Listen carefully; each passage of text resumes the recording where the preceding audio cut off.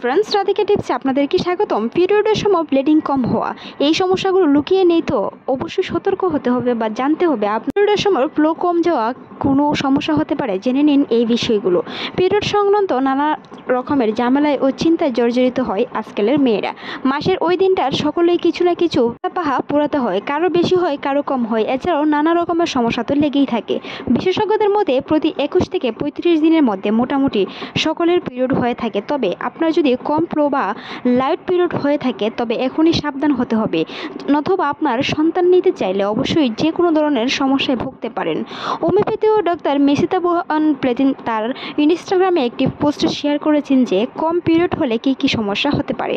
তার মতে পিরিয়ডের সময় যদি কম ফ্লো বা রক্ত বের হয় তার মানে আপনার মনে হতে পারে ডাক্তারের চিকিৎসক নেওয়া উচিত, কারণ শারীরিক সমস্যার কারণেও এটি হতে পারে। আবার কারো কারো ক্ষেত্রে দীর্ঘস্থায়ী পিরিয়ড আপনার প্রজননের ব্যবস্থাকে প্রভাবিত করতে পারে, যেমন মনোপজের আগে মানসিক চাপ, হঠাৎ ওজন বৃদ্ধি সহ নানা কারণের ফলে এটি হতে পারে। তাই অবশ্যই চিকিৎসকের পরামর্শ নিতে হবে, নয়তো আপনার সন্তানটি প্রতিবন্ধী কিংবা আনমেচিওর সময়ের আগেই জন্মগ্রহণ করতে পারে। এখন প্রশ্ন হলো, কেমন করে বুঝবেন প্রয়োজনের তুলনায় রক্ত কম যাচ্ছে কিংবা পিরিয়ড কম হচ্ছে?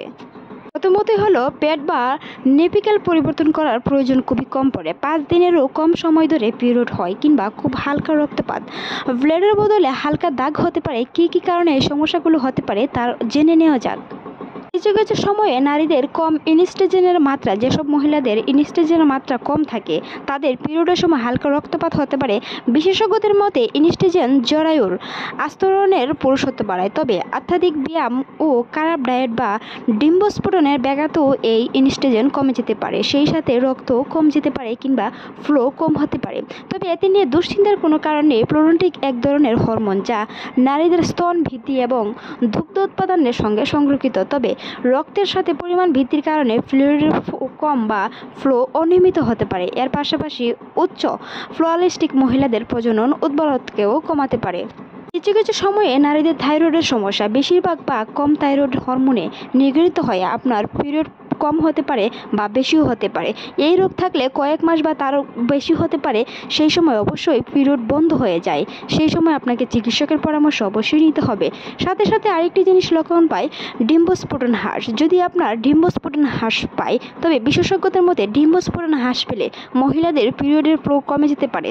যখন শরীরের ডিম্বস্ফোটনের মাত্রা যথেষ্ট পরিমাণ হয় না তখন ফ্লো বা রক্ত অনিয়মিত হয়, মাসিকটি অনিয়মিত হতে পারে। রক্তশূন্যতা থাকলেও মাঝে মাঝে সেটি হতে পারে।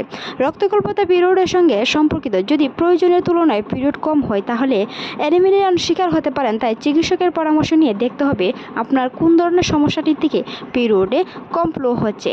বিভিন্ন ধরনের হরমোনের মাত্রা কমে যাওয়ার কারণে, বিভিন্ন ধরনের পানির শূন্যতার কারণেও কিন্তু সেটি হতে পারে। তবে মনে রাখবেন, যদি আপনি জন্ম নিয়ন্ত্রণের বড়ি খেয়ে থাকেন সেই সময়ে কিন্তু হঠাৎ করে যদি বড়ি খাওয়া বন্ধ করে দেন তাহলে কিন্তু আপনার পিরিয়ডের সময় ব্লিডিং কম হতে পারে। সেটি নিয়ে দুশ্চিন্তার কোনো কারণে পরবর্তীতে যদি আপনি ব্যবহার না করেন কোনো ধরনের পিল, জন্ম নিয়ন্ত্রণ পিল যদি কোনো ধরনের ব্যবহার না করেন সেই ক্ষেত্রে আপনার রেগুলারলি সমস্যাটা সমাধান হয়ে যাবে। তারও কম সময় ধরে, অন্ততপক্ষে 5 মাসেরও বেশি সময় ধরে যদি আপনার সমস্যাটি থেকে যায় তাহলে অবশ্যই চিকিৎসকের সাথে পরামর্শ করে দেখতে হবে আপনার কোন ধরনের সমস্যার কারণে সেটি হয়ে যাচ্ছে। কারণ যদি আপনি একটি সন্তান নিতে চান আর এরকম ধরনের অনিয়মিত মাসিক হয় তাহলে আপনার ডিম্বস্ফোটনে বিরাট ধরনের ব্যাঘাত ঘটতে পারে।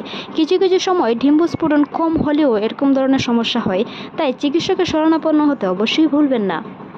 অনেক নারীরাই আছেন পিরিয়ডের সময় বিভিন্ন ধরনের ঠান্ডা জাতীয় খাবার খেয়ে থাকেন। বিভিন্ন ধরনের ঠান্ডা জাতীয় খাবার খাওয়ার কারণে আপনার হিমোগ্লোবিন থেমে গিয়ে পিরিয়ডটা থেমে যেতে পারে। সেই সময় রক্তকরণ কম হয়ে আপনার পিরিয়ডটি অনিয়মিত হতে পারে। তাই অবশ্যই পিরিয়ডের সময় ঠান্ডা জাতীয় কোনো ধরনের খাবার এড়িয়ে চলতে হবে। এমনকি যদি আপনার পিরিয়ডের সময় তলপেটে ব্যথা হয়ে থাকে, ঠান্ডা পানি ধরনের কোনো ধরনের ছেঁক দেওয়া যাবে না, তবে হালকা গরম পানির ছেঁক দিতে পারেন, সেটা আপনার সহনীয় হিসেবে।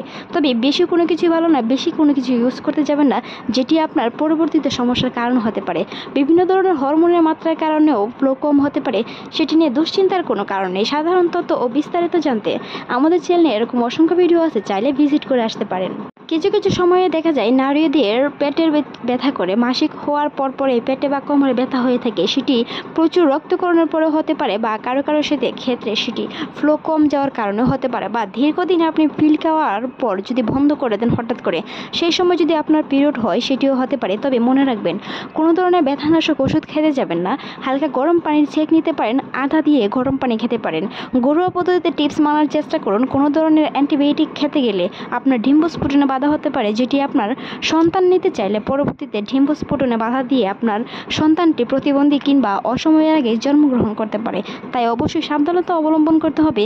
যুক্তরাষ্ট্রের মেডিকেল অধ্যাপক ডক্টর জাকিয়া সুলতানা জানিয়েছেন, একজন মহিলা প্রতি মাসে প্রায় 21 থেকে 35 দিনের ভিতরেই মাসিক হয়ে থাকে। যদি আপনার 21 দিনের পর মাসিকটি হয়, সেটি অনিয়মিত ধরা হয় না। তবে যদি একই মাসের ভিতরে আপনি 15 দিনের ভিতরে 2বার মাসিক হয়ে থাকেন, সেটা অনিয়মিত ধরা হয়।